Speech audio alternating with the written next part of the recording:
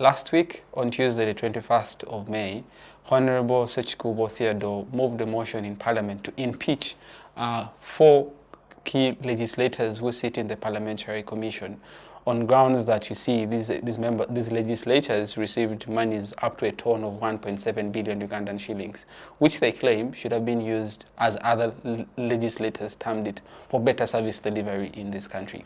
So joining me to discuss this very interesting but intertwined topic that runs around corruption is a very distinguished panel that will help me unpack the conversation and put it into perspective. So without wasting much more time, just let me, by way of introduction, I'll start from my immediate right and I go to my extreme right. Then we can just delve into the conversation. Gentlemen, you're most welcome. Thank you so much, Drake. Greetings to all our distinguished viewers. My name is Otieno George Victor, a student of law at the International University of East Africa and also a member of NUP institutions. Thank you. So what is NUP institution? So that I don't... At the end of the conversation. At the end of the conversation, because if I may say, I may be thinking, okay, is it National Unity Platform? National Unity Platform. Oh, yes. all right, thank you. Danita. Okay, good day to all.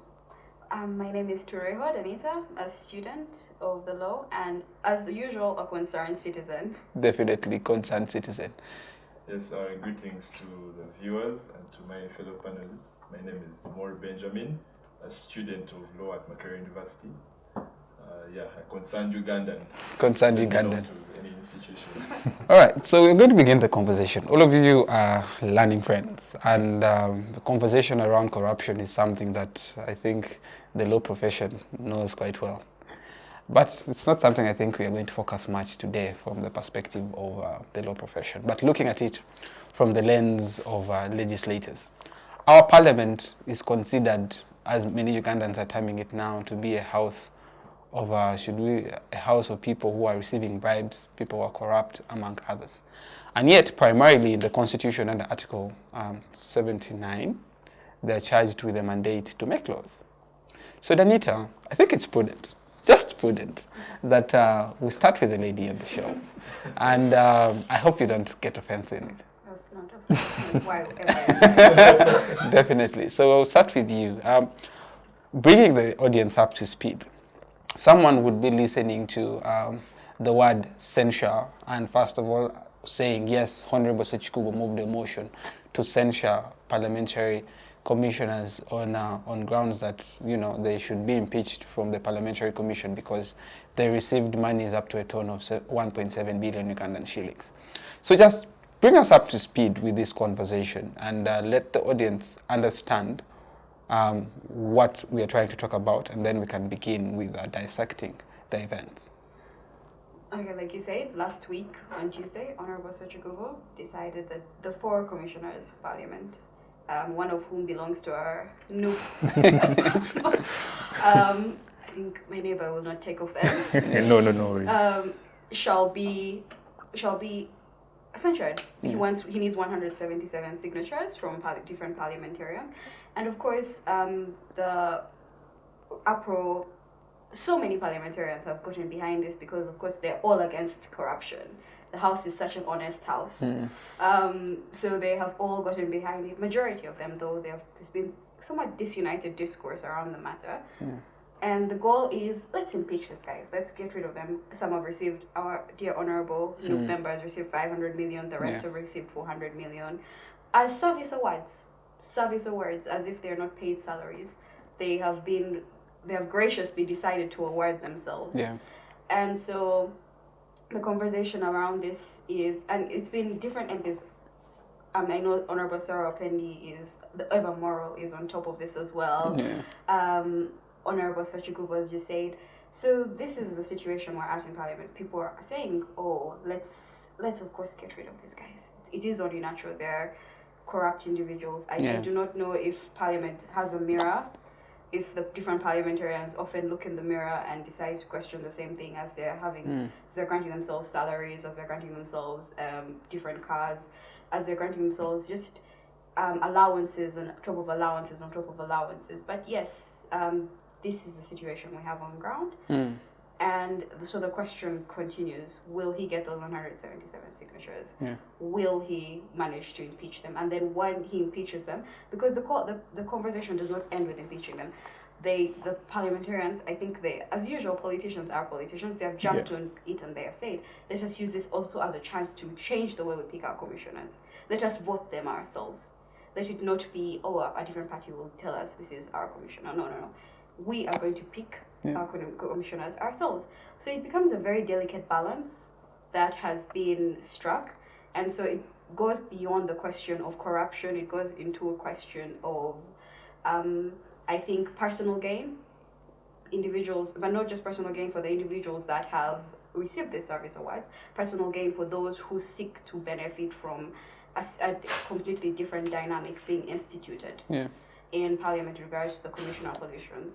So yes, going forward it's going to be very interesting. I know it's certainly going to be very interesting as we progress as a country, and I really look forward to seeing how this plays out, especially for our dear Noob institution.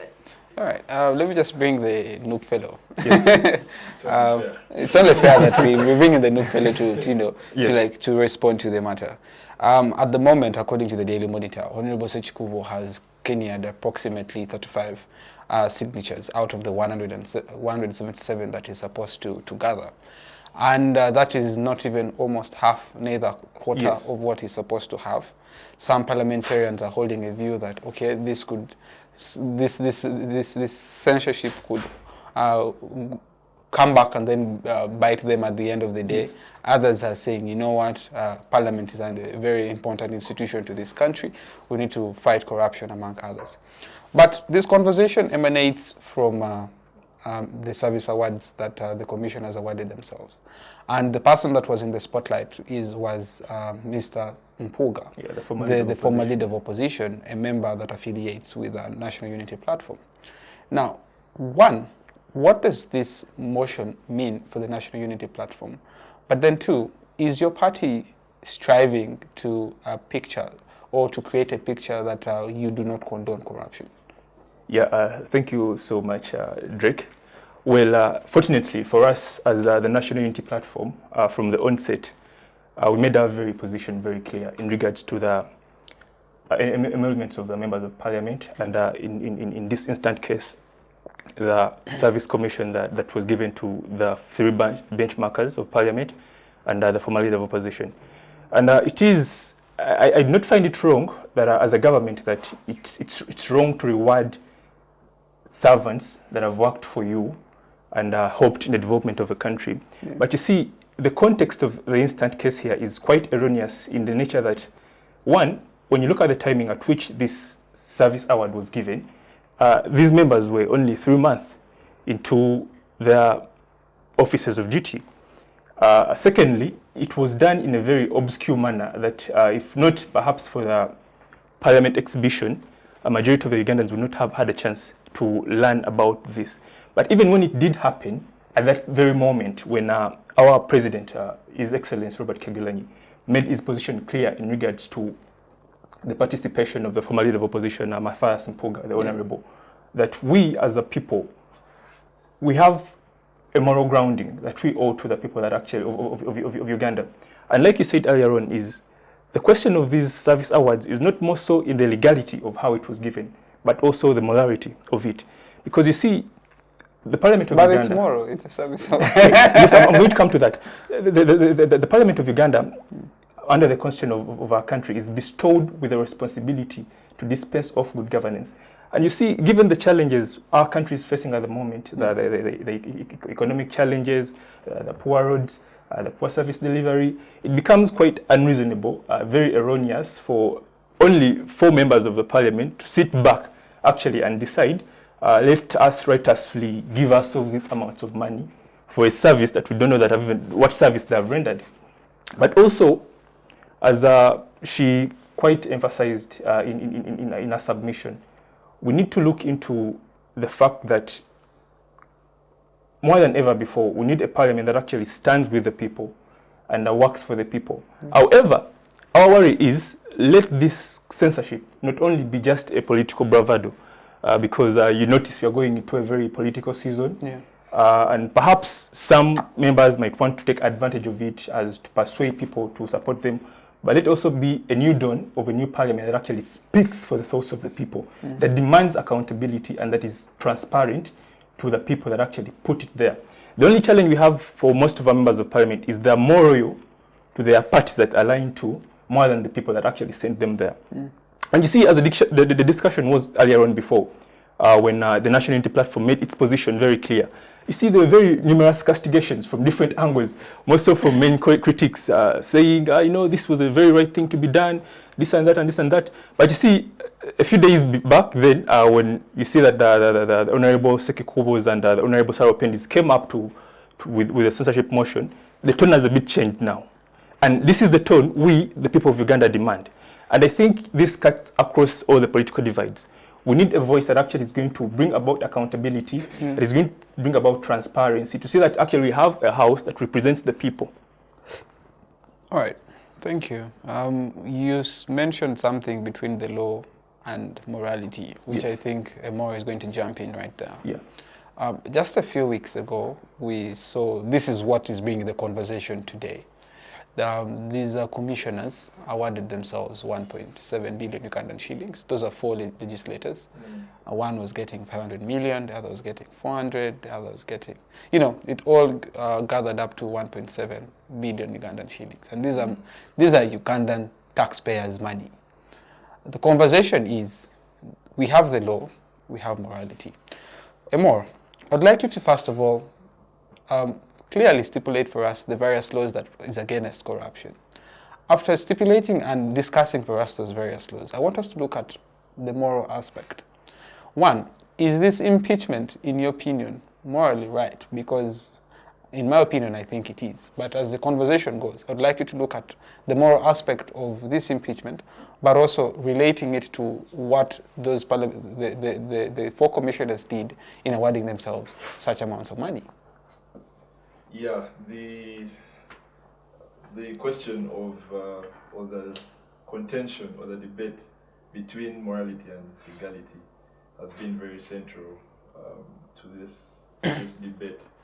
But let me say this: legally, the Honorable Sechi Kubo is operating under Section 5 of the Administration of Parliament Act, which provides for the removal of a commissioner, and then lists the grounds therein. I'll come back to the grounds. And Rule 110 of the Rules of Procedure of Parliament. Yeah. So censure is supposed to be a form of reprimand for the institution to disassociate itself from acts of abuse of office, corruption, and just generally immoral actions of its members. So the censure operates in a way that it can operate in a way of simply public shaming or shaming those who have done wrong, but it can also entail removal, such as this case. So, for example, Uganda, I think we have censured 3 ministers: the Honorable Jim Mwezi, the Honorable Sam Kotesa, and the Honorable Pasis Namuganga. And in all those cases, if I'm not wrong, they continued throughout their term in office. So that's censure. So in the Ugandan context. That's censure, unfortunately, in the Ugandan context. But also elsewhere, as I'll come to, that you censure, sort of shame this person for the wrong that he has done, and then the rest lays with the president, at least for the ministers, and I think the president and speaker. It is upon, for the speaker, it is upon the president to then take further action after the censure has. But the role of parliament is to simply shame you, to disassociate itself from those actions. On to the legality question again. What they are seeking to do is to remove the commissioner. And the law states, expressly states the grounds upon which a commissioner may be removed: misconduct, misbehavior,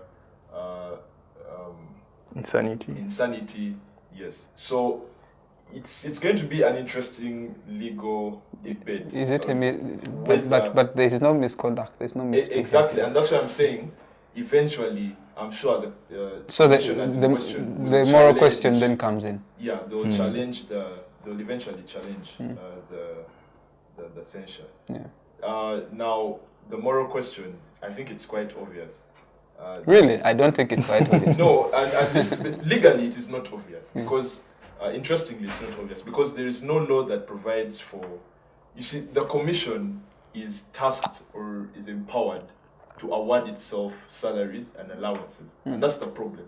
That the law gave them the power to award themselves not service awards but salaries and allowances with approval of the speaker, and in some cases approval of parliament. So there's been call and from some legislators and politicians that we should focus maybe on amending the law to provide for salaries, emoluments, maybe commission, an independent body that deals with salaries. I think the person who suggested that was Honorable Herbert Tayewa, the Kashogi County MP. Yes. From NRM. Yes, to have an independent body, which would really help in such a situation. It would then be a clear deviation from the law, because it would be contravening an express provision of the law.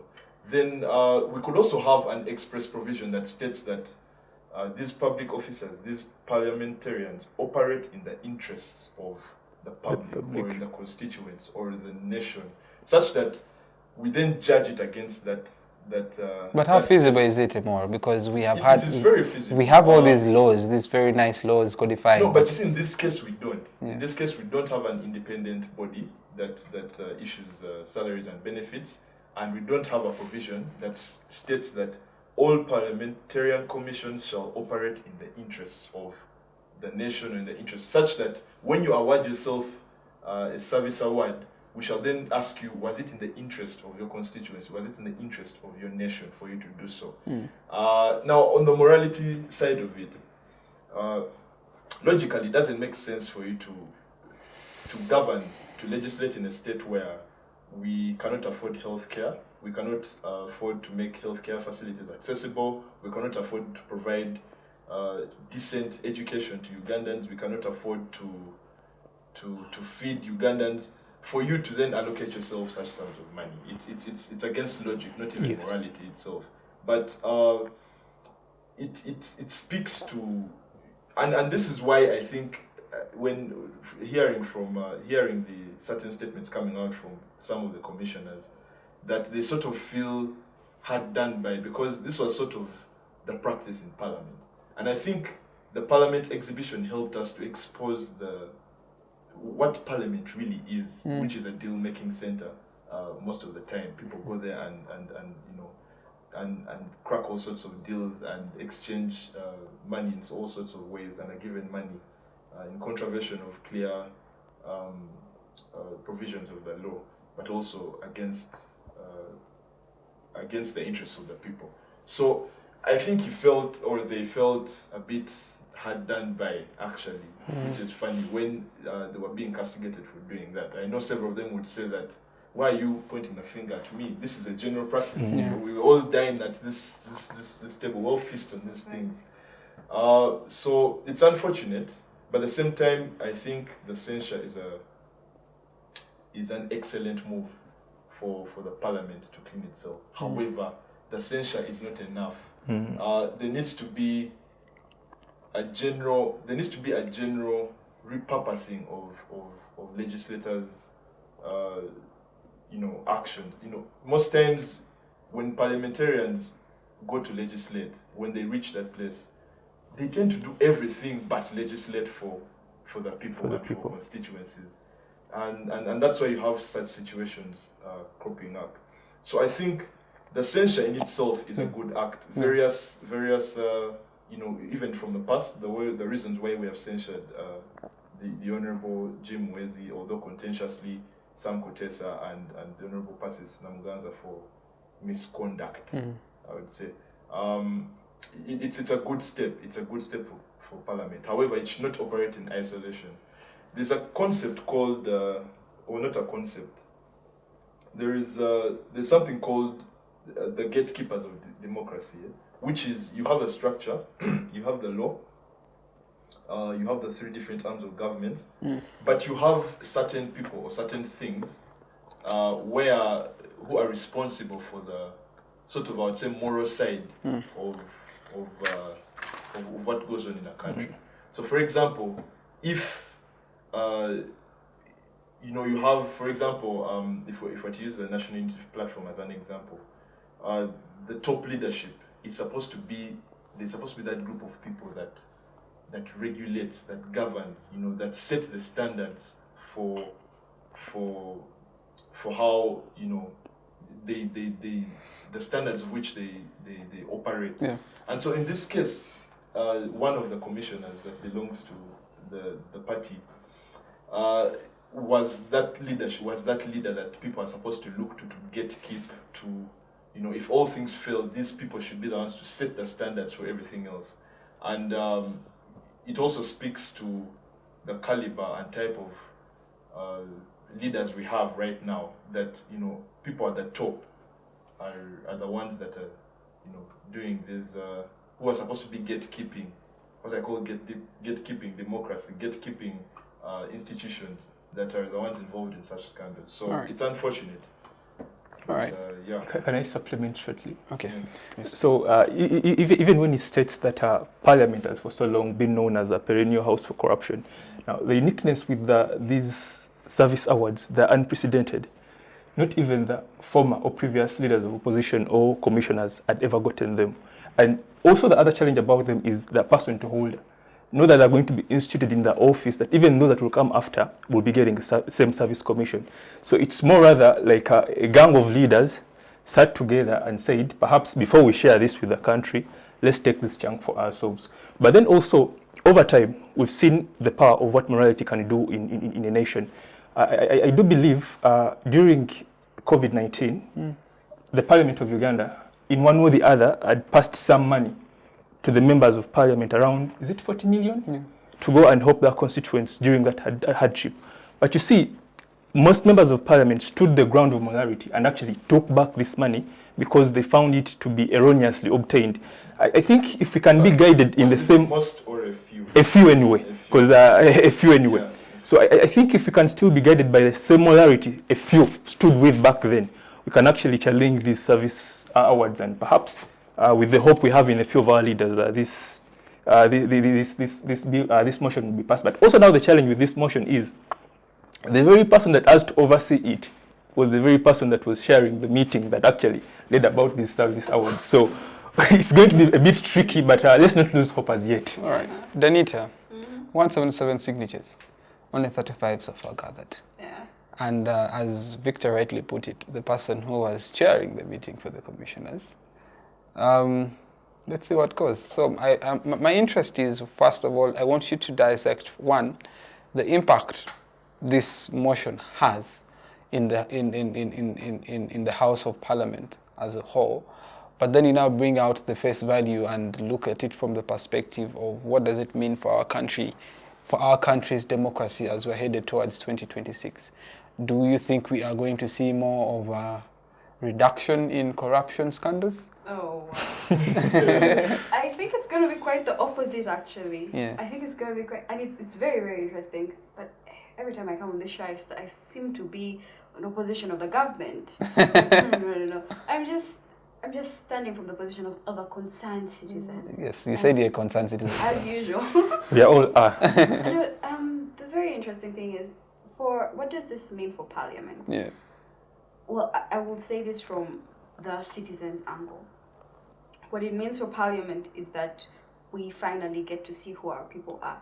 Very interestingly, I was reading an article in the Daily Monitor as I prepared to submit on this topic, and one of the MPs, I believe the MP for disabilities, mentioned, I might sign this thing, but first I want to understand what is someone going to benefit from this? Because it's never right or wrong in this country. Yeah, it's about who benefits. Who benefits? That's a genuine question. There's a game being played here. So it's very interesting that this MP would say this, because, and it's not just this one MP, multiple submissions from members of Parliament were that.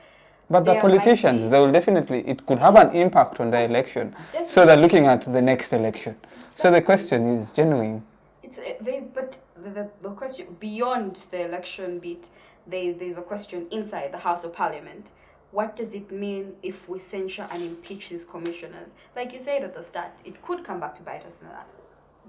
It could come back to, and they're very interesting individuals. But it's not surprising that MPs would come into Parliament and do everything but legislating. When you to become an MP, you invest hundreds of millions, people mortgage things.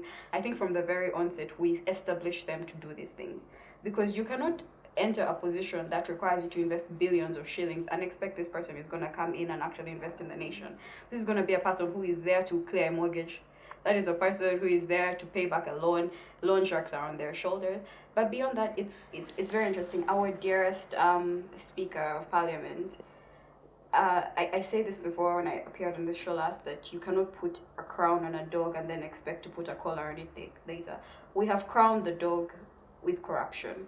We have crowned the dog with unnecessary allowances, with unprecedented access to the taxpayers' money, and there's been no level of morality established in this nation. Let's be frank about this. This is not going to be that one thing that is going to come and change the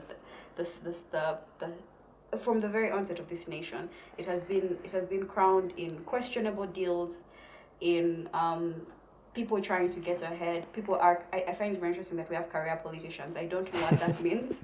I don't know if my brother plans to become one of them. But we have individuals that go into this place for money and simply money. Of which it seems it looks like the majority of it anyway, because our politics seems to be very lucrative. If you enter in, let's say if my brother Benjamin, for example, enters in Parliament, his, first of all, standard of living and lifestyle is going to change. So the question then would I think I would also want to pick your minds on, do we first of all have to, one, do we need to regulate our commercialized politics? But after regulating our commercialized politics, should we make politics in this country seem less profitable? Because at the moment it seems very profitable. I don't know about, obviously we need to make this we need to less commercialize politics, but the question of commercialization of politics comes back to the people. It's just a trickle-down effect. Yeah. Because what are you utilizing that money for? The billions you invest. You have to go bribe someone to bribe someone to bribe someone to bribe someone. The entire country is riddled with corruption because we have established a system of extreme poverty. People see you and someone will vote for you for a kilo of sugar. Like, that is what it takes for me to put someone who has objectively proven that they are incompetent at every level in a position of power because they had the capacity to give me a bar of soap. It all comes down, it's just a trickle-down effect. It comes down to the financial stability of our nation, of the entirety of our nation. Once we fix that, and I don't know why I'm saying once, because it's a gamble as well. It's looking bleak. It's looking bleak. And like I said, every time I come here, I seem to be the voice of doom and the doomsday. But you're a concerned citizen, definitely. I'm just speaking for the people. So once we fix that, then we can move on to the commercialization aspect. But we cannot say that we're going to make this one thing in a gap, in a vacuum, different. It will never, ever, ever happen. And then we move on to what was the other question? The other question was, what does it mean for the election? No, what the other question is, what does it mean for 2026 moving forward? Yeah. 2026, it means the same thing. Yeah. We're not different than we were 4 years ago, 5 years. We have actually worsened. It means the same thing. It means people are going to be flocking for the monies more than they have. I think that's the only difference that's going to happen. But we've not seen over the past 4 years something any different than it was at the onset of the last elections, except suddenly worsen. I keep on wondering if I'm in an alternate reality every time I read these articles. Am I in some really tragic dystopian reality? But no, I wake up and it's Uganda. It is still Uganda, and it's still Earth, and it's still Africa. There's doomsday. The voice of the doomsday. Emor, before I come back to my brother here, Danita suggests that, you see, for us to first of all culminate or uproot this vice of corruption, we need to economically empower the citizenry. And with economic empowerment, that means people will not give away their vote for a kilo of sugar, for a bar of soap, for a packet of salt, among others. People will make informed decisions for people who will, people who will actually go there and deliver. But in the process of economic empowerment, the government has come up with programs such as Emor, PDM, among others. Isn't that a step towards economic empowerment? Yeah, so I agree. I agree that if we empower people economically, it may or it will actually reduce significantly some of the issues we have in terms of people seeing legislating as a career option or as a opportunity to make money. Yeah. But it's just one factor. I believe there are so many other factors. She said that from the onset of, I think, was it independence? Or for a while, Uganda has always had these types of scandals and these types of parliamentarians. Yeah. However, I beg to disagree. I have read quite a few biographies. Among them is that of the late, may his soul rest in peace, Dr. Martin Andike. One of the most distinguished, servants this country has Yeah. had. And he speaks so profoundly about the role he played during, in and about independence, about how he saw the opportunity to serve as a contribution to building the nation, because Uganda was still only a baby then, and so he saw his service as a contribution to building the nation. And so that pressure that he had on himself to improve, to lift Ugandans to the next step, he thought that was something significant, and he thought that that's why he should join service, because he had the capability, he had the educational background to back it, the capability generally. So he sought to serve, Benjamin, to contribute to the building of the nation. You realize that we're in different times, and the Exactly. times we're in, few people actually think of positively contributing to the betterment of this country called Uganda. Everyone thinks, if I get an opportunity to land into parliament, I will eat, and I'll eat wholesome. And that's what that's what I was building from. Yeah. So initially, those groups of people, you can name them. You name any legislator from those parliaments, any minister from those cabinets, and straight away you think of people that have left indelible marks on the journey that Uganda has until this point. Yes, they exist. Now the problem, and I don't know which government to attribute it to, is that there has been a collapse of institutions, and things like Emyoga, things like the parish development model are symptoms of a collapsed or institutions that cannot function, and so you seek to put in these small short fixes to try and patch up a very big problem. It will never work.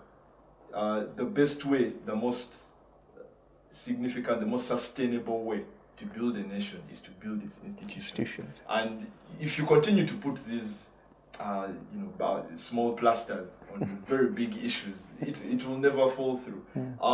What institutions am I talking about? Parliament is one of them. Can you effectively put people to account? Can you demand accountability? They have failed to get accountability for what's the name of the hospital? Luwa Hospital. They have failed. They have failed. They have failed to bring these people to book. They have failed to establish whether there's and yet every year there is money issues. Yes, and every year there's supplementaries that goes to the building of the Luwa Hospital. How then can you expect healthcare to reach people if every hospital that is brought up is not followed up on? Look at the roads you have. I think, was it last year? They issued a supplementary of about 6 billion just to repairs on roads. There's a stretch along in Tinda before the lights. I don't know what it's called, which was repaired.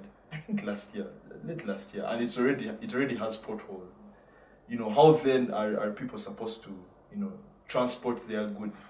and make money at a little cost or at a less cost. So protecting institutions is a key aspect of development. And until we do that, people continue to suffer economically, and it also changed the dynamic of politics that we have. Now you have people that seek to make money out of parliament and rather than legislate. For a long time we looked up to people like the Honorable Mpuga, very distinguished. But he is still distinguished. He is still distinguished, and She has a different view. No, sometimes you have to look at it from both sides. Sometimes you have to attribute the positive that someone has done, and while you also have to call them out on their weaknesses. But until the court or until Parliament does do their thing, then for now he's an innocent, or they're innocent people. Yeah. But it says something that if people at that level are also caught up in this struggle for survival. Yeah. Then what does it say about? We have had this debate about young lawyers, and about the senior lawyers complaining about the young lawyers complaining about the senior lawyers. Yeah. It also runs back to the economy, because the economy is extremely narrow. It's not diverse enough to accommodate the thousands of lawyers that graduate every day. So there is a need to, there's a strong need to refocus on rebuilding institutions rather than cropping up these small measures. Just another comment on that. The president has been, he himself has recognized in one way or the other the collapse of institutions, and he has done this by creating institutions or parallel institutions within State House. Now, I genuinely believe that is his way of trying to cut through the politics of it all, cut through the bureaucracy, to then try and bring about real impactful development. Has it worked? I genuinely believe that's the case. All right. However, it needs to, I believe that he's doing that to cut through the politics or the mess of the institution. But he's the president But of that the... in itself, Isn't this the guy who, like, everyone says the president will deal with this? And that's the problem. He's the face So of the it is a bureaucracy. symptom. It is a symptom of the fact that institutions have died. Now, it is not the responsibility of only the president to deal with these things. It's the responsibility of all the leaders at the top, including those in the opposition, to be able to recognize these problems and stand above the petty politics that revolves around survival. And so that's why when she said that there's a genuine question that needs to be asked about what the motive of the censure is, it comes down to the fact that they're looking for survival. They're looking at how will they get through 2026, rather than looking at the interests of the people, which is the paramount focus. Emor, just a rhetoric. I think from your submission, I just have one question, a rhetorical question. Does that mean we saw the president meet with the traders at Kololo? So is that a clear depiction of the president is the beacon of the fountain of honor and beacon of hope of all Ugandans? Yes. Rhetoric question. But let me just but maybe before you move on, just briefly, the president has a constitutional role to play, and he's supposed to be the person we look to for guidance. He is supposed to be that person. He's not supposed to take on the work of other institutions. Really? He's supposed meeting business people? It is not. That is his role? It is not his role to meet. It is his role, but it is not his responsibility to then have to meet with each and every one and deal with each and every problem. However, in terms of providing direction, he has... Approximately 40 years down the road, I think, by the time when he came into power, institutions were functional. Wait, can I say something about that? Can I say something about that? Yeah, sure. I need to bring in Victor. Yeah, sure. Uganda, and I keep on hearing this, but Uganda seems to have never had a structured or an established institutional identity. It did. That's a huge fallacy. No, let me just explain this. Yeah. An identity that cannot be or let me give an example of America. America, the president will come in, he'll go do his stuff. Let me just interject that quickly. Do you know why America is that way? Because they have systems. Beside the system, do you know why the systems are like that? Because they have an identity. Okay, this is just a quick response to that. Yes. The United States of America lies on a bedrock of strong foundations of the law. They properly, to the dot, follow the law. Because that is an identity. The law and democracy. That is the culture they have built for themselves. Yes, that has been well, not ever since, because they're... Yeah, but now the issue is, for Uganda, we have actually had something. We had, the point here that we're looking at is functional institutions. We have had functional institutions, not individuals whom we go to for solutions to the problems that the country faces. Now where we are... My thing is, yeah. If Uganda had, and this is going to probably sound like a very, very, very basic argument, but it's one that I think needs to be made. If Uganda had functional institutions from the very onset, we would not have taken on the trajectory that we did for our countries. Certain people would not have been able to take over from certain people. We actually did have them. No. Were they really something that can how be do you deal with coups? Because we have had how many coups in between from the time that Uganda got independence, and those are factors that have tilted or that have destabilized some of the factors that have destabilized institutions. Okay, so do you believe that if we had complete, because these coups do not come from outside, right? It was all individuals. I don't even know why we call them coups, but it was all individuals that were inside the structure that came in and said, actually, I want to take over. I think it's my turn. From the, okay, we have Obote saying, I'm Mutesa 1, I'm not, Mutesa 2, I'm not happy with you. Let me come in and take on full governments. Then Idi Amin comes in. We've had so many individuals come in this country. But the institutions were still functioning. I think what you need to... The institutions were still functioning. The institutions we mean, the institutions that, even though they enabled it, institutions were functional. Even when there were coups going on. You had medicine delivered to hospitals. You had people... You had people receiving quality education. You had all those things... Establishing that, or was it just a reminiscence of the colonial government? We also need to question that. By the way, just for your information, the Obote government constructed most of... Have you seen most of those halls in Makerere? That is under Obote government. You look at most of these institutions, most of the schools... Yeah, true. Most of the health centers and schools across the country were established by... Reminiscence of the colonial government. It was not because if they had just come in for without... Anyway, nonetheless, let's just bring in Victor. We shall have you back. Victor, yes, National Unity Platform is a young party, very young, and their hopes are so high. They are trying to create a better Uganda in that they want to fight corruption. They do not condone or accept money from the government. So we don't mean it in a sarcastic way, but that's the reality, and that is what you're painting. Are you willing to live up to your aspirations as a party? Because if a renowned leader like Matthias Mpuga, who was leader of opposition, receiving 500 million, it's something that shows that National Unity Platform, in trying to instill certain values and cultures in your leaders, seems like you have a lot of work to do. Well, I think it's quite unfortunate that we are quite accustomed to a nation that rewards corruption, that rewards all kinds of criminality among its leaders. And as young as a party as we might be, I think we've been very unequivocally vocal with our grounds and standings.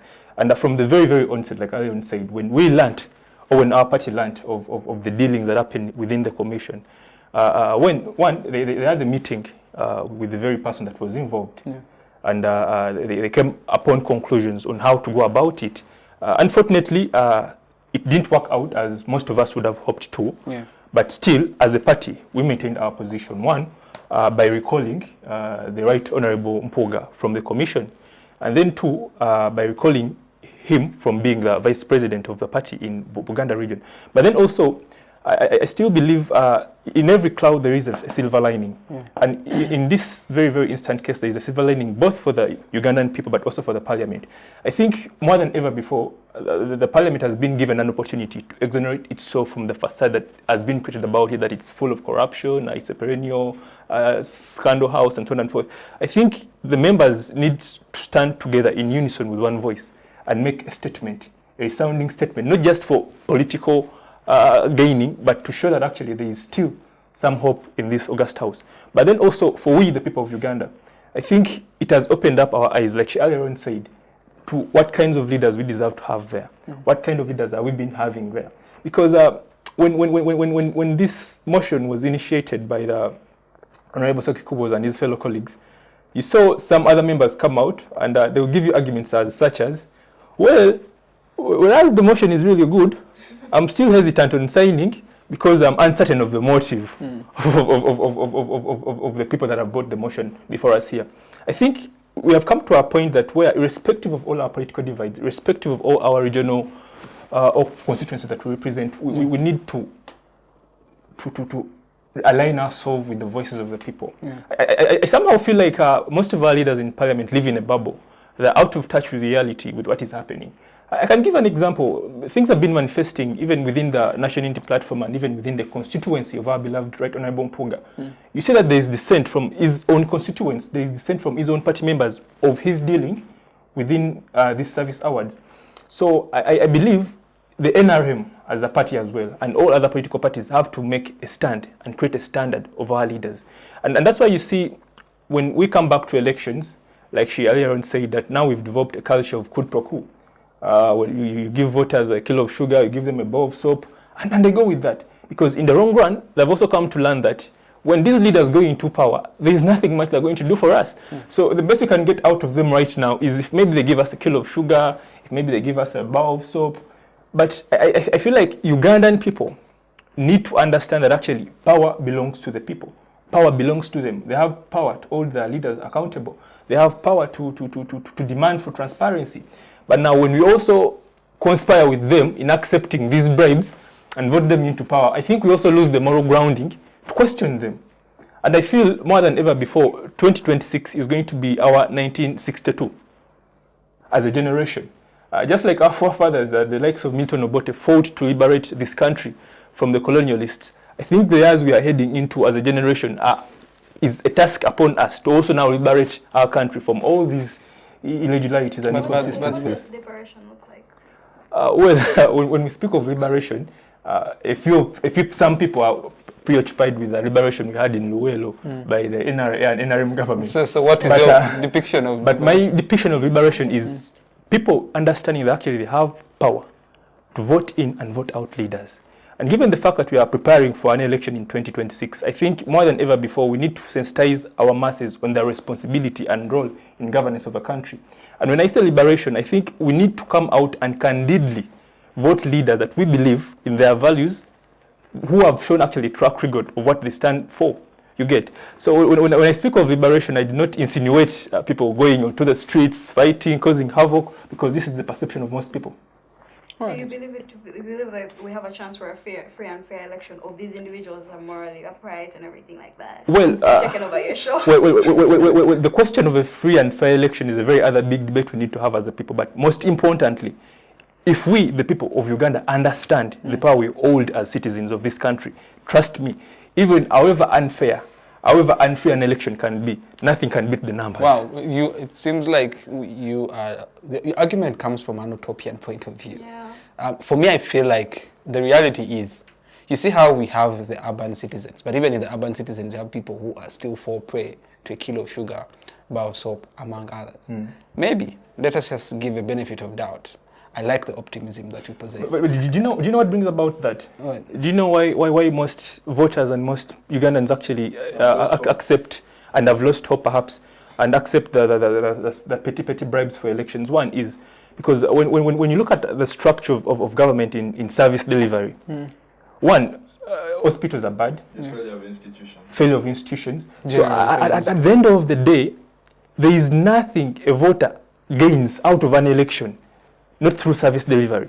So in their what I would rather call myopic view of the politics, they then tend to develop that perception that, you see, since politicians have been eating for the last 5 years, now it's also our time to eat from them. And that's the same thing that is and going now to that's how we lose our power. But now what I'm trying to show you is the revelations that have been happening in the country in the last few months and maybe even a year have opened up the minds of many Ugandans. Look at the conversation that happened previously between the president and the traders at Kololo. No one had ever thought at a point in time where Ugandans will come and strongly challenge the president on certain policies.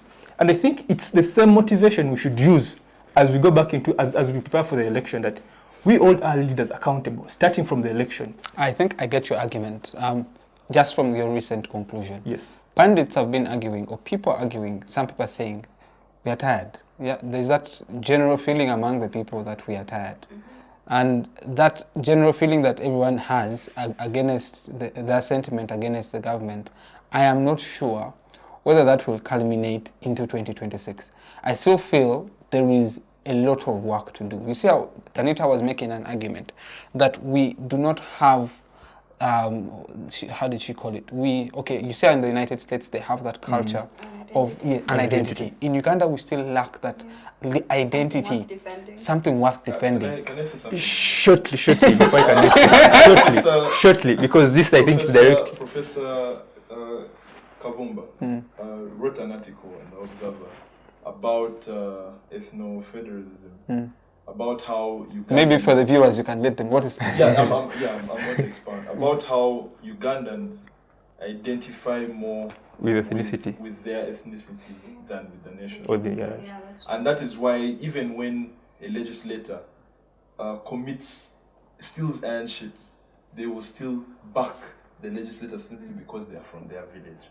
And it is a problem. He argues that our governance model should then advocate for federalism, where we are separated into our different regions. Yeah, into our different and ethnic groups. Yes. So how does that work? That's a point. No, it works. It's something similar to how the United States has a central government and then the federal governments of the different states. Yes. So he because there are so many examples of it. We have the iron sheets. We now have this scandal where people are more willing. But Emor, on that point, there are very many people who are from the central region who are very disappointed in the Honorable Matthias Mpuuga. That just tells you that there is a general feeling that even when people have sentimental values towards the ethnic, the ethnic groups and tribes, there are certain things that now people are starting to realize and say, you know what, guys, we are tired. We are tired. You get in a taxi, the roads are terrible. You're bumping from point A to Z. You go to a hospital, there are no drugs. School fees comes, you do not have money to take your kids back to school. But even the schools they finish school and they have no jobs. What do you expect from people? You see, anyway, guys, let's just go for a short break. Let's just go for a short break. We'll come right back and then take on the conversation from right there. So see you in a bit. Digital rights are those human rights and legal rights that allow individuals to access, use, create and publish digital media or to access and use computers, other electronic devices and telecommunication networks. Digital rights include a right to freedom of expression, information and communication through technology, a right to privacy and data protection, a right to credit for personal works, a right to universal and equal digital access, a right to identity, a right to anonymity, a right to be forgotten, and a right for protection of minors, among others.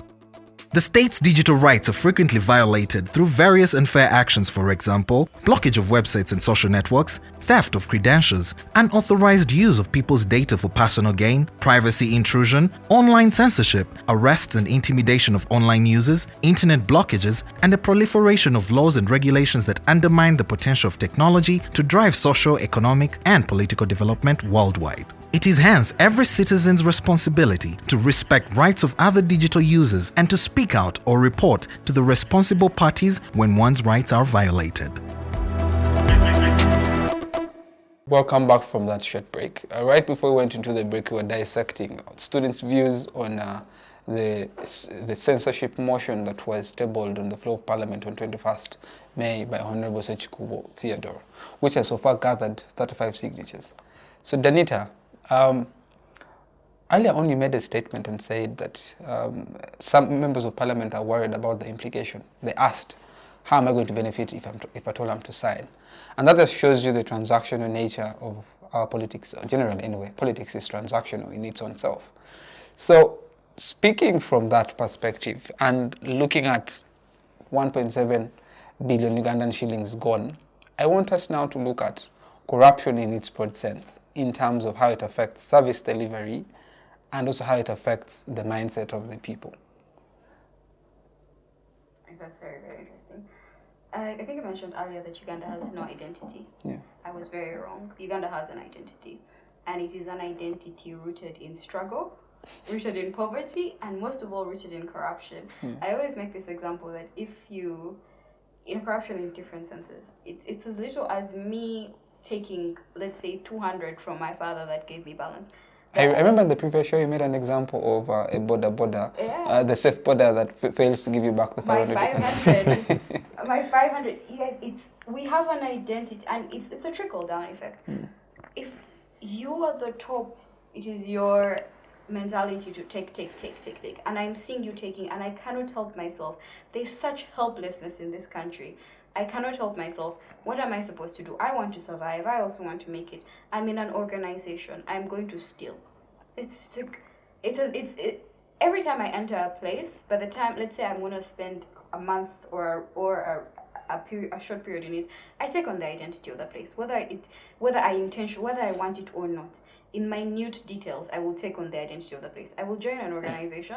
Let's say I join a feminist organization. There's no way you're going to go away entirely. I in one right now. Which is my identity. All because I joined a place. Yeah. There is no way you're going to go away removed from this identity. Corruption in this country has been our identity for people. Majority of the people in this country are youth. So we have individuals being born. All of them, majority of the individuals in this country have been born in this government. What have they seen? First of all, they have seen a budget that has never not been deficit. They have seen, but I think that's the norm. Has been the norm in Uganda. But they have seen individuals come, take, and what the level of punishment they get is just censorship. But they are still continuing in office. The three individuals over the course of the last 38 years, we have had individuals come in. Individuals in a period of absolute hardship in this country, you will have a top tier individual in this country wearing a dress worth 10 million Uganda shillings, and you wonder what Ugandans are thinking. Ugandans have constructed an identity around suffering, around helplessness, around pain, all rooted in the fact that the people at the top have done this. Are you saying, I'm not allowed to wear something I desire? Are you saying she shouldn't wear, or anyone should wear what they desire? The same could be said about Maria Antoinette. Should she have not said? She was instructing the people. No, she was also saying. People are saying she was just giving her honest opinion. Guys, I'm offering you if you can't get bread, just eat cake. I'm just giving you an example. No, but this is someone wearing what they want to wear. But I think what she tries to put up here is, I think it's kind of mockery to the society, given the poverty languishing within our communities, given the struggle that is within our people. And then people can't even afford what to eat, people can't even afford school fees, people can't even afford healthy care. And then the leaders whom we have trust in, perhaps to bring about change within these communities, are literally doing nothing but... Who's your favorite legislator or favorite leader? Oh, we have those. I would personally say Joel Sonyan in the current leader of opposition. So if you discover Joel Sonyan wears suits worth 10 million? It would really be quite disappointing. Really? Yes. Because he has chosen. Yes. No, it would be. You would question yourself, where does he even get the money to buy these clothes with the poverty within the country? Now, if you discover that money is legitimately made. it is still, you've chosen a public institution. You've chosen an institution where you are a representative of the people. You want to, first of all, you want to appear someone who is reasonable to the people, like someone who understands their needs. Do I understand? It's about action. It's about both. No. Have you ever, no, just shortly, have you ever wondered why actually our president, the current president Of Uganda? of Uganda, Mr. Museveni, have you ever wondered why he dresses? No. Look here. Like that, Look here. No. I'm not saying you should vote him. No, but he has Have you not ever shared wondered? the entirety of Have you ever wondered why he dresses in such a way? Because in one way or the other, he wants to tries to resonate with the resonate with the people. That even when his things are going behind the back, at least I'm not as rich as you think. I understand that, but I'm saying, so if he kills people, if I'm just allegedly, if he does all those things, the worst things you can think of, but he wears it's that very. Yeah? I'm not saying that's a That doesn't justification. All right, guys, let's just let Danita I'm sorry back. for Let me just say this. First of all, politics is a two-tier game. It's about appearance and it's about service. You cannot tell me you are serving me as an individual if you do not understand my needs. And how are these needs? How do I establish that you understand these needs? How the way you act, the way you speak, the way you dress, it is entirely it's entirely from that angle. But then I was saying, Ugandans have an identity, it's a corruption-based identity, on the basis of the fact that we have suffered. Because Ugandans have suffered. When I say Ugandans have suffered, I really mean Ugandans have suffered. They really suffer. Yeah. And because of that suffering, we have trauma. I think we should really also invest in psychologists. I think we need those in this country. At least I think the recent concluded population census try to capture that through the questions. Yes, definitely. Were you asked also if you have considered suicide? I think that was Definitely. the top. I was actually asked if I hear voices. That Do you? I think I do, babe. Oh wow, typical Ugandan energy. Weren't counted.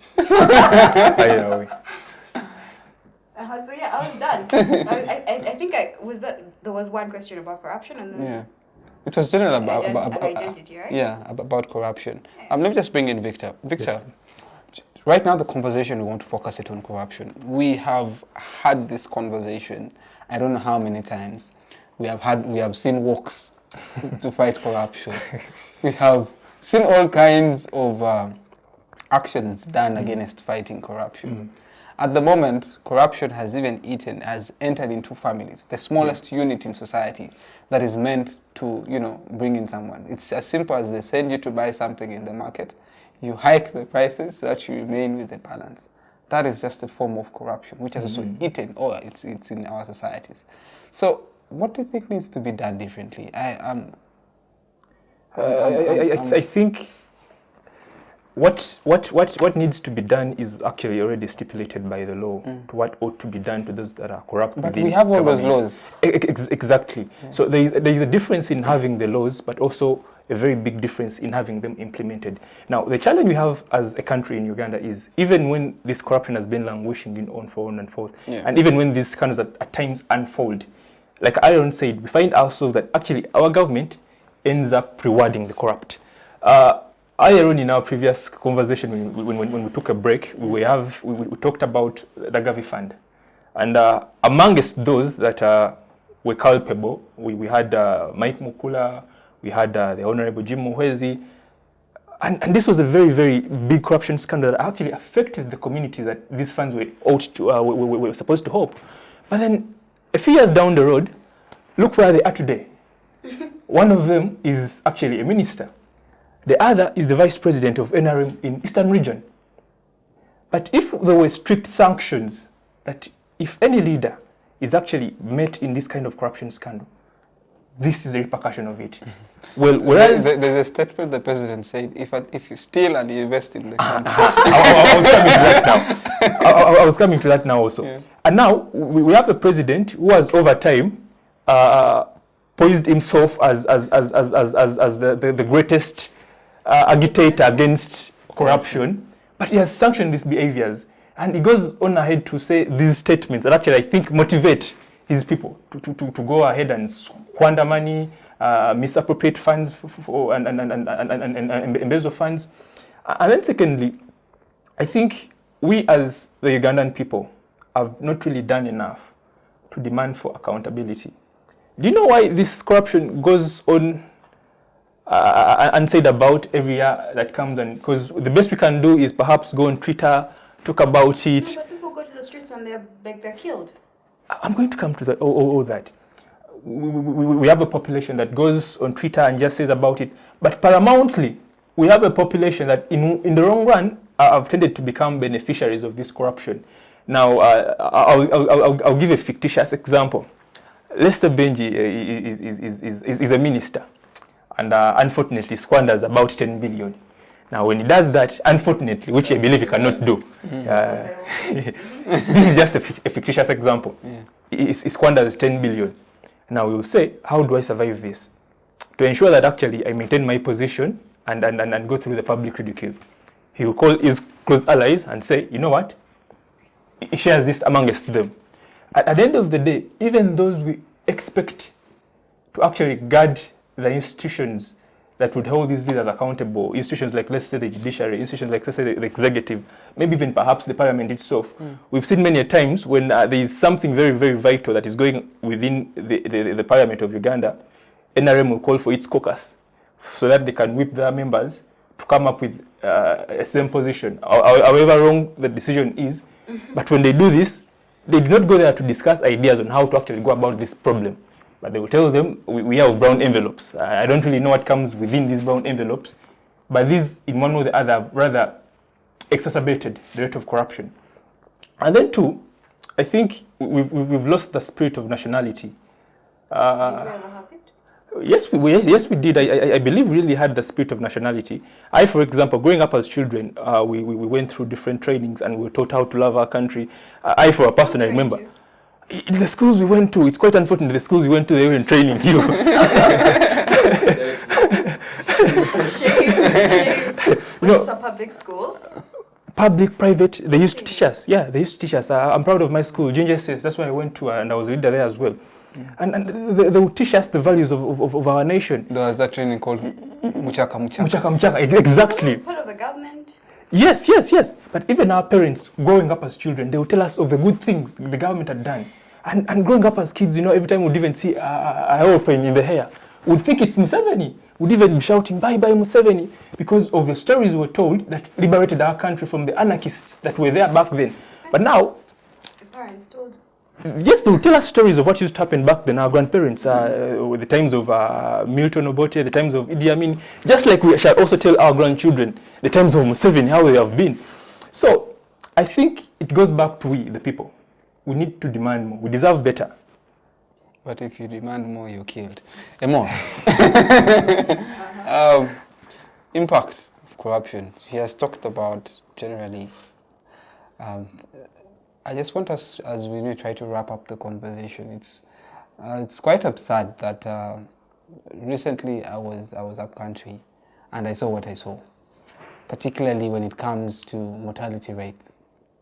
Mothers are losing their lives because, one, there are no facilities in the hospital to support them while giving birth. But even besides mothers alone losing their lives because there are no facilities to facilitate them when they're giving birth, there are no medicines in the hospitals.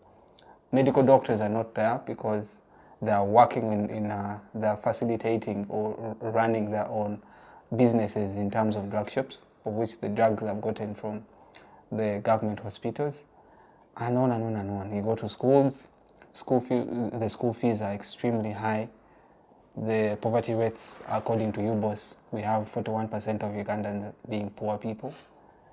And you wonder, the Pearl of Africa, where are we now? Impact of corruption. Yeah, corruption has. Are we top 3 most corrupt in Africa? No, we made it to the top 5. Yeah, so corruption has played a big role in the collapse of institutions, which I was talking about, in the exacerbation of poverty. So, you can't. I mean, everyone that starts a conversation about Uganda starts with talking about corruption. It's a big issue that can't be ignored. How do we solve and how do we deal with corruption? You were talking earlier about how we have, some of the best laws in the region, the continent, even in the world. We have very good legal capability. The justice system is another is a question for another day, and the huge amount of backlog there. So it's not a question of lack of laws. It's about leadership. It's about people, about the ability of people to put leaders to account, and about the ability of leaders to self-account and to always have people in there, to always seek the interests of the people. There's something I talked about, the gatekeepers of democracy. There are these people, and maybe I'll reduce it to the party level. Each and every party, each and every institution, be it parliament, be it cabinet, be it whether it's in the education institutions, we need to have people that set the standards. And unfortunately for Uganda, for a long time, even the people that we think have set standards have fallen short of those standards. And the standards are not, it's not that we are looking for the highest, no. All we want you to do is to always remember that there are real people affected by your actions. The bare minimum. It's as simple as that. They are real people. There are people, as you've talked about, your experience in Turiho. As we speak now, there is someone that will not be able to find what to eat. As we speak now, there's someone dying because of lack of accessibility to healthcare. There's someone that is not able to make ends meet because they have gone to one institution that has only taught them how to read and write, whereas they should be skilling them. They should be seeking to reach the global standards and not simply teaching people how to read and write. So standards in that regard, simply having, simply thinking about people in every action that you take. Patriotic sentiments. Yes, patriotism. I was a president of the patriotism club. I remember. I remember. Yeah. And you know the issues that I faced in trying to bring some of the patriotic activities or the patriotism inducing activities to the school. I faced some issues as I was trying to do that. But patriotism, people should aspire. From the individuals or the institution? From the institution. The institutions, sorry. we are even talking about having no institutions. Yes, from the institution itself. I literally did, by the way, I did. We tried to bring so many. First of all, funding was an issue, but we were always given less priority, in relation to other clubs like the debate clubs, etc. That my brother. Why are you looking at me? That was very active. But definitely, but such clubs still nurtured very. Yeah. They do. Yeah. They do. But maybe patriotism is the main issue now. Yeah. But anyway, so even leaders are human beings. Yeah. They'll fall short at some time. We need institutions and we need those gatekeepers. The US has experienced what we have been experiencing for the last few years. Even to the extent that the person at the top has exhibited, I don't know what word I can use for them, but questionable, controversial, behaviors and activities. So it shows that even in those democracies that we uphold, people are still human beings and they can fall short of standards. But it's down to the institutions to safeguard, and it's down to that certain group of people to safeguard the values and the moral standards that we believe in. So in Uganda, that seems to have collapsed because everyone is looking to survive. There's no way of looking around, thinking about it other than to say that most times it is the ability to survive, the ability to get money to survive, that has put people in this situation. But also the failure of institutions. If you look at the police, for example, if we looked at how or where they live, how much they make, you'd almost feel sorry for them and almost say, okay, they earn more they're able to sustain themselves from corruption. That may be the actual case. And whereas you may be faulting someone for corruption, the institution generally has let them down in terms of whether they get adequate pay, whether they get adequate housing and healthcare. I remember an incident where a policeman was involved in shooting a lender. I think he had failed to pay and he was frustrated and he ended up shooting. And then he walked back to I think it was CPS. Yeah, very as if nothing had happened. But so it's sort of a vicious cycle. Of factors. Failure of institutions, failure of leaders, but also failure of people to put to hold to account. So those three factors, I think, if we concentrate on them and if we focused on them, we'll be keen in fighting corruption. Of course, it's a hard thing to do. Quite sad, but that's the reality anyway. So as we reach towards the end of our show, let me start with you, Victor. I would like to conclude with the lady again. Yeah. But I think... My favorite. Let's just start with Victor. We've had this very interesting conversation. Yeah. Maybe as well wrapping up, what are your final thoughts? Or maybe we just can summarize your arguments as well. The conversation has been very exciting and very fruitful. Yeah. And in conclusion, I think we need to not only discuss these challenges, but we need to do something about them. Because we for so long spoke about challenges from years immemorial. Scandals come about, we talk about them, and they go by without nothing being done. Yeah. And I would really want to thank the Honourables Seki Kubo and the colleagues that have at least tried to take a bold step in actually standing firm, irrespective of what their motives are. But the motives of we the Ugandans is accountability and transparency. That's all we demand for, at least the bare minimum. Are you as Ugandans accountable and transparent? Yes, we are, in all the things we try to be in.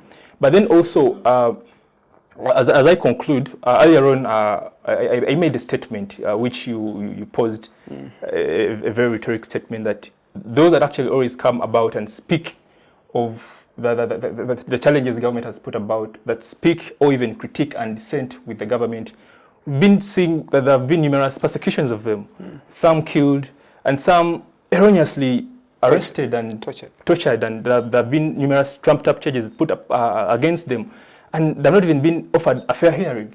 And I think I'll use this very, very opportunity to add my voice onto the numerous voices that have been demanding for the release of all political prisoners. We have numerous political prisoners like Olivia Lutaya. Every time they go try to demand for bails, nothing has been done about it.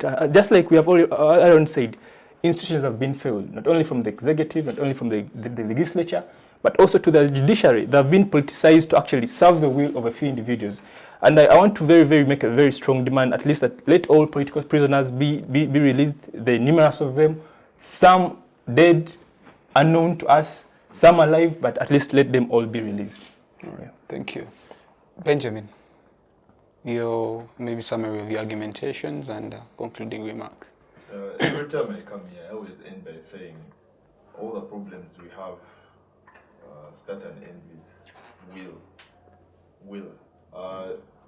The will of the leaders to impact, the will of the leaders to develop, the will of the leaders to prioritize people and not themselves. It's as simple as that. You can talk about different factors, but it will all come down to the will of the leaders. I mean, if someone if someone thinks about the plight of people, there is no way you have a political prisoner for 4 years. There's no way a judge would deny bail to someone who is clearly a subject of political persecution. So it comes down to the will of the leaders that we have. But also, as people, we need to continue to take account. We need to continue to fight. It's not enough to, I've had people say, maybe I've given up. Let me just focus on myself.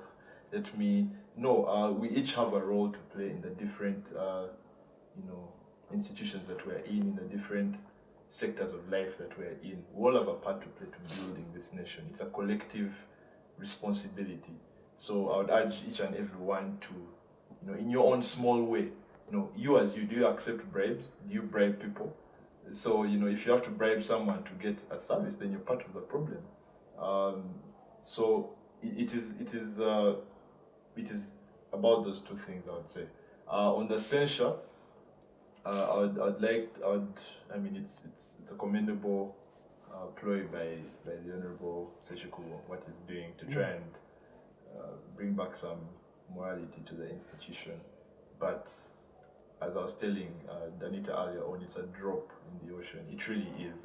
Because, first of all, the situation is not being addressed wholesomely. There are a lot more people that were involved in that have been left out. So if you don't deal with the others, then what does that say about your stance on corruption? That others are more powerful than others, or others are more... So we need to be genuine. You know, there are people who profess to love God so much, but they cannot replicate the life that Jesus, Christ lived. That Christ lived. You know, you simply just throw around God and verses everywhere, but you cannot do good. So, you know, those are some of the issues, and Ugandans need to open their minds to start thinking about things more critically, and maybe stop attaching your sentiments to certain things. Think objectively. You know, if a leader has stolen money and he comes from your village, it doesn't matter whether he comes from your village or not. The more important fact is that he has stolen money that would have been put to better use. So, you know, some of those things are also key in the fight against corruption. Yeah.